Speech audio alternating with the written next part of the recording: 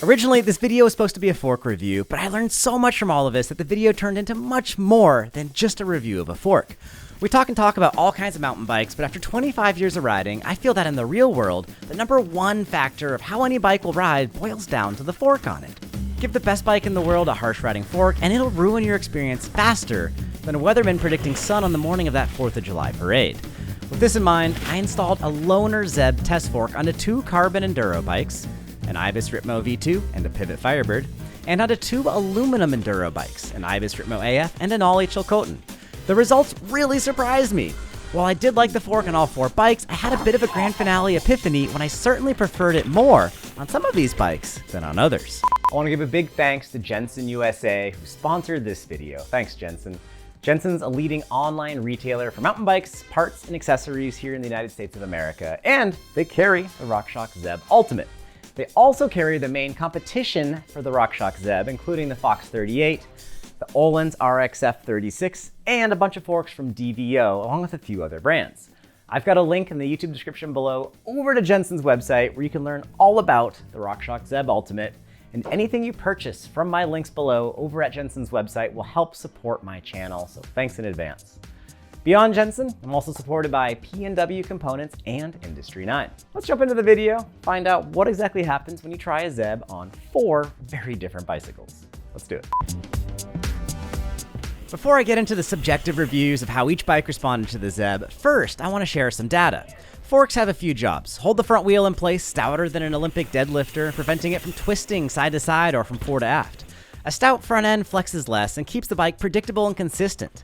These stiff 38mm stanchion forks also achieve better small bump sensitivity through reducing any flex that would normally add a small amount of binding to the fork bushings. Beyond stiffness, a suspension fork needs to provide traction through a balance of support and cushion. Too much cushion, and the fork will wallow through its travel, failing to absorb energy and resulting in a loss of control.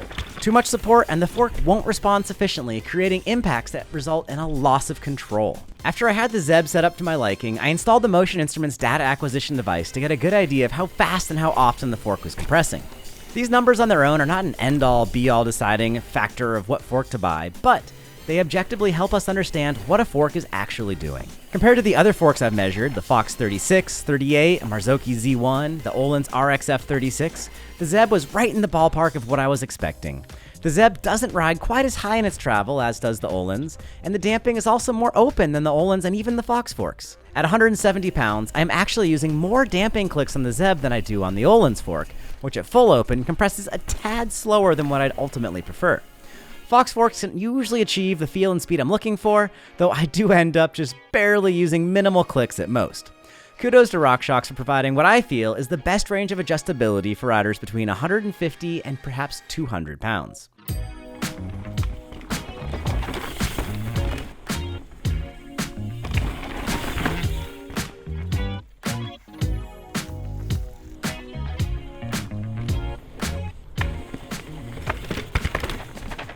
It's been a long time since I've ridden a Shox fork for any substantial amount of time. I did have a Shox fork on the Niner WFO E9 like 2 years ago, and it was okay, but it was a lower end model. And I've squished around on a handful of Lyrics and on a handful of newer pikes or whatnot. And of all the SRAM families of brands, I think Shox would be my favorite out of all of those in terms of their quality of product, their innovation, and the price value, proposition. So Jensen actually loaned me this Zeb fork, and I was pretty excited to try it out. This Pivot Firebird had a Fox 38 at 170 travel. So I figured I've been riding this bike a bunch the last few weeks. This makes sense. Just throw this fork on here and see how it feels. It's a direct comparison to its main competitor, the 38 170 RC2. So today, we did that. And we didn't just do that, we did as we like to do and turned it into an excuse to make a road trip to Vancouver's Bellingham, and here we are. The current Zeb with its Buttercup elastomer technology and the current Fox 38 are so closely matched that either one is a 100% legit option. I'll take you through a few riding scenarios, but stay tuned as the next bikes will feel quite different with the same fork up front. As we were picking out trails to ride, we were looking for the gnarlier stuff because I wanted to try this fork on something really bumpy, and bumps we definitely found. Right away, we had a pretty steep drop in and kind of a rock slabby thing. These trails are famous for rock slabs. Rock slabs are famous for nose wheelies. Nose wheelies were made famous by Remy Metallier and Johan Borelli. So it's a full circle thing. This might not sound like much of a compliment, but I think it is. So within like the first hour of riding this fork, I said to Logan, you know what? I haven't noticed this fork once. So I'm 4 shots into riding this fork ever, and it actually feels really good. Way better than I was expecting. I've ridden some lyrics and pikes that were like, yeah, they're fine. This thing's really good. After a full day of riding the fork now, compared to the 38 that was on there, I can't tell a huge heck of amount of difference. The 38 I have once in a while on high speed hits, really successive high speed hits. I can feel it topping out just a little bit. I'll notice it, but it won't be much of a problem. The Zeb hasn't had that issue at all, but I've only had one ride on it, and it's such a minor thing. It's such a nitpick. In the big picture, I came straight from that 38 and onto this Zeb, and I didn't think about it once while riding on the trail. I think that's pretty rare. Change a major component out on a bike and not even notice it. So it's that close in performance to the Fox unit. Is it better than the Fox? Is it worse? Well, at this point, I can't fully say. That's not exciting to hear in a review, is it? I know, but it's the truth, and that's okay. With the Zeb on front, I didn't really even think twice about jumping into some gnarly rock and root gardens that, you know, I might have been nervous about on other bikes, but at this point, with 170 millimeters of travel, the wheelbase is long enough that bikes feel pretty stout and confidence-inspiring, and the Zeb was right there. I haven't had really any issues with bottoming too easily. I haven't changed the amount of bottom-out tokens. I'm at around 62 PSI. We moved the red O-ring down, and I think I could probably go scotch softer, but these trails here are pretty low speed and bumpy and steep. I don't actually know if I'm gonna need to ramp up the progression or not, or even lower the progression. I should take it to the bike park or something as well. We came across a drop that was like maybe shoulder height, not much of a run out. And you know, that kind of stuff puts some stress on the front end of your bike. In terms of stiffness, the 38 and the Zeb, they're plenty stiff. And you know what? Their younger siblings, the Lyric and the 36, those forks are also plenty stiff. I feel like the main difference between this family of forks and the next one down is actually the small bump performance. I've got the high speed backed off almost all the way, the low speed backed off almost all the way. I might have a click or two of either one, I forget, but it's not a significant amount of damping dialed in. And the rebound setting from where I got it felt pretty close, and I'm not planning on changing it, so that's good. So after one full day of riding the Zeb, it's looking pretty good. I'm really enjoying this fork, and I think I'm gonna try it out on some other trails and maybe even on some other bikes, so let's do that. The Ibis Ripmo Carbon V2. I've ridden this Ripmo Carbon since January of 2020, and I'm quite familiar with it. I've used a ton of forks on this bike, from the old Trust Shout to the Fox 36 and 38 to the Öhlins 36 RXF. I've ridden all of these telescoping forks at both 170 and 160 millimeters of travel.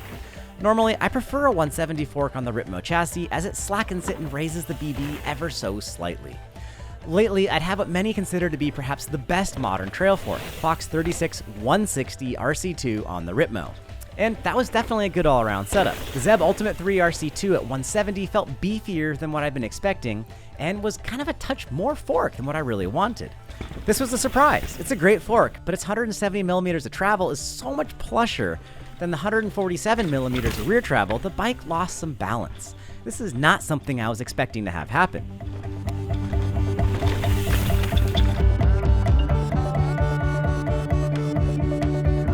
If I had endless time and resources, I think a 160 travel Zeb would be great to try on the Ripmo, or perhaps I should try some other rear shocks with it, as well as different linkages. Overall, this setup was good, but I can say I preferred the Zeb on the Firebird over the Ripmo. Weird how that works out. Benali Chilcotin.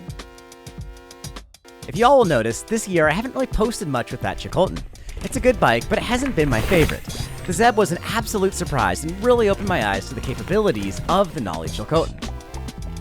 The last time we caught up, Logan and I were up in Squamish trying out the Zeb fork on the long travel Pivot Firebird. Today, I wanted to yet again do something a little bit different and put the fork on a different bike. This Nolly frame is the same frame for two different travel configurations. One has 167 millimeters rear travel, the other has 151. As far as I can tell, I was riding the 151 mil travel version and back with that orange Fox 38 at 160 travel up front. What do you think I did?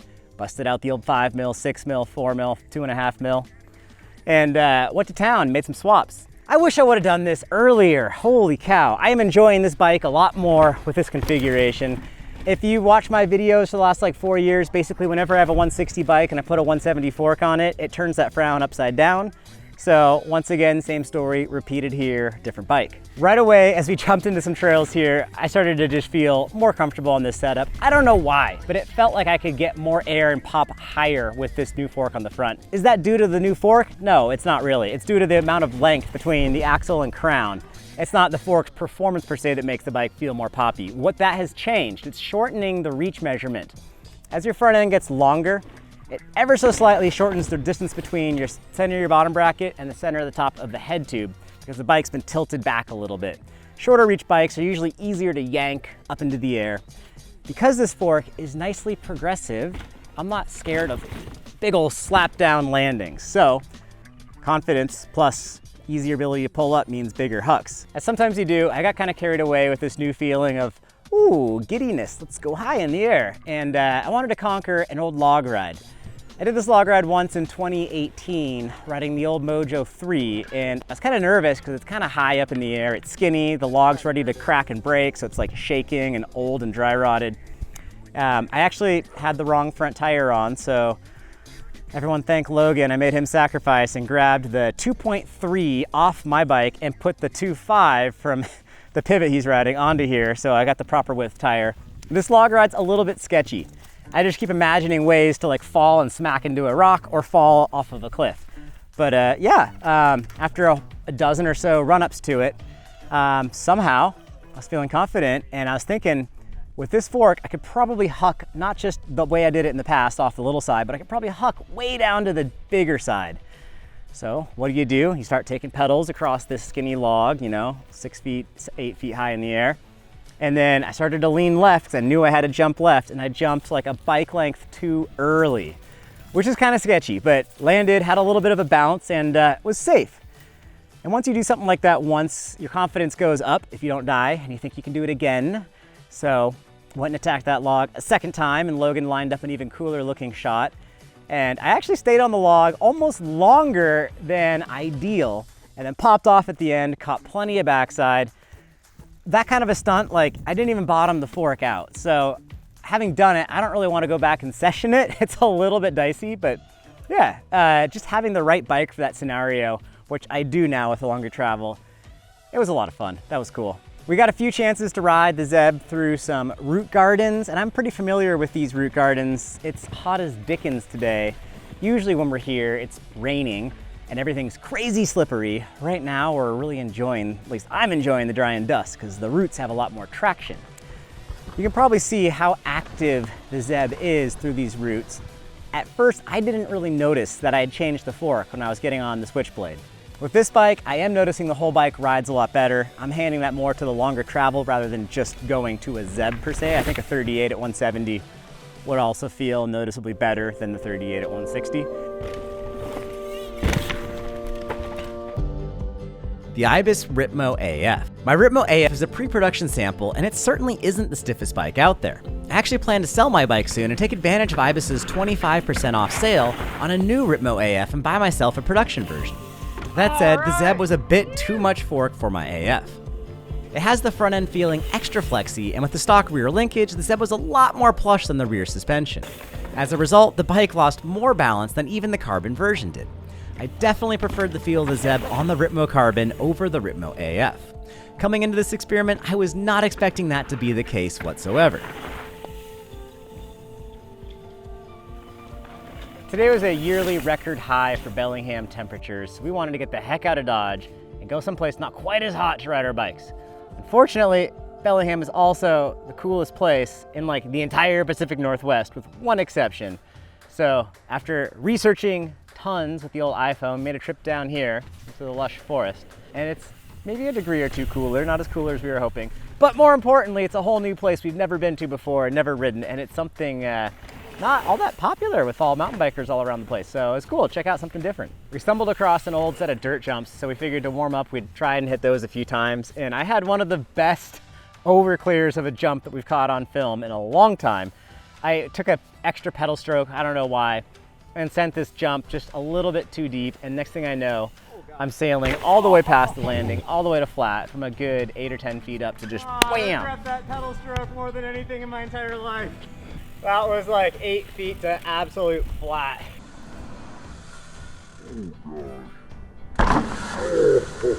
Oh, we bottomed the fork out. It still hurt, even with 170 mils treble. Oh my goodness. They say smaller jumps are harder than big jumps. It's the truth. On a big jump, if you overclear it, you might catch some backside before you slap down. On a smaller jump, you don't. You just land on flat and it hurts a lot. That's margin for error. Definitely tested the structural integrity and the damping of the fork and the bike. It all worked out. I'm okay, but it did hurt a little bit, so that happens. There's a sweet little manual line up there. There's a bench you put your knee pads on. If you want, you can manual the bench and then keep manualing and then hit the last jump and then dive into the dirt jumps through that. And that was a cool little thing I was thinking about. It's cool to pull that off. We're cruising one of the more common trails here. It's just a mellow cross-country loop. And we got to where it started to dive in relatively steeply, and all of a sudden, the trail was like, the next hillside wasn't trail anymore. It was just an enormous pile of rubble, of huge heavy equipment hauling rocks around, making so much racket. I kind of got distracted a few times, but we noticed you could jump from this route to this like patch of vegetation, and then the trail will get really steep. Logan eyed up that gap. I would not have wanted to just do it here on my own, but taking our time, trying a few things, feeling it out, it didn't actually feel that dangerous. So I ended up going for it, and it totally works. You've just got to like transfer in the air from next to the tree to right over to this patch of vegetation that's a little bit up. It's soft enough that if you catch your rear wheel, it won't send you over the handlebars, but you got to stay in control because then it dives into this really steep section. And because it's so hot right now, it's all dry and dusty, and traction is at a premium. Can't say that I was able to do it because of the fork that was on my bike. Like, no, that's not true. But I can say when I had to get on the binders hard to slow down on the steep bits, I had plenty of traction on the front end. And charging through these slippery corners where it's all sandy and loose kind of reminds me of riding back in Santa Cruz. The small bump sensitivity on this thing is definitely right on point, and I can feel where the front end is, and it doesn't feel like it's gonna randomly slide out in a way that I couldn't predict. So I'm really impressed with how that fork feels for something so dry and slippery. So what are the takeaways here? I can't comment on how much or how little the Buttercup elastomers do since I've not ridden prior versions of the Zeb, nor can I compare various years of RockShox dampers. But more importantly, for an apples-to-apples verdict, the Zeb is absolutely on the same level as the Fox 38 Grip 2. Given its more open damping, I will go so far as to say it's actually a better out-of-the-box option for riders under 160 pounds who like that nice open feeling of a front end. It's worth noting that RockShox suggests a 50-hour service interval for new oil or possibly fork seals, but a full 200 hours for damper and spring service intervals. Fox, on the other hand, has a more ambiguous recommendation of a full service every 125 hours, so interpret that reading as you will. Beyond this comparison, for the rider who has a great bike that might be a few seasons old, if you'd like to breathe new life into an existing platform, a fork upgrade is very worthy for consideration. The Öhlins, and to some degree the DVO, can be set up to ride a bit higher in the travel, which can certainly help slacken out a bike. On the flip side, those adjustments are often very finicky. I've had plenty of fun on all of these brands, and each has sweet spots where it does indeed beat the others. Oddly enough, on the Ripmo AF, my favorite fork thus far is that Öhlins RXF 36.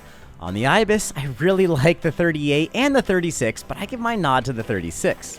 On the Pivot, between the Zeb and the 38, they are so closely matched, I could really do fine with either setup. Big thanks to Jensen USA for loaning me this fork and sponsoring this video. If you're looking to rejuvenate a few years old bike, a new fork isn't cheap, but it'll be a very worthwhile upgrade. If you've experienced the jubilation of upgrading an old bike with a newer fork, please do share your stories in the comments down below, and if you think I'm way off base with all of this, then also feel free to let me know. As always, if you guys enjoyed this video, please hit that red subscribe button, and I'll see you down in those comments just below. Thanks, everyone.